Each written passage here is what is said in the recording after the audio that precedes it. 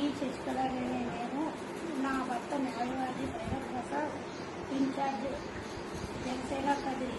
నిన్న ఏదో చిన్న కుటుంబ సమస్యతో మేము, అది ప్రతి కుటుంబంలోనూ ఉండేది, చిన్న చిన్న సమస్యలు ఏదో ఆవేశంతో వెళ్ళింది వాస్తవమే. కానీ దీన్ని రాజకీయ కోణంతో మీడియా మిత్రులు రాజకీయ పరంగా దాన్ని పెద్దదిగా చేయడము, కుటుంబాలను విచ్ఛిన్నం చేయడం అవుతుంది. చిన్న సమస్యని కౌన్సిలింగ్ ద్వారా తక్షణమే మేమిద్దరం మళ్ళీ పరిష్కరించుకున్నాం.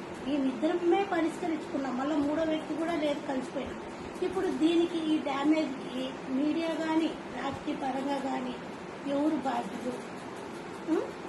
మళ్ళా కలిసి మేము ఈ మీడియాలో వచ్చిన ప్రచారాన్ని మళ్ళా నా బిడ్డ ఈ వర్షిని మానసికంగా కుంగిపోతుంది.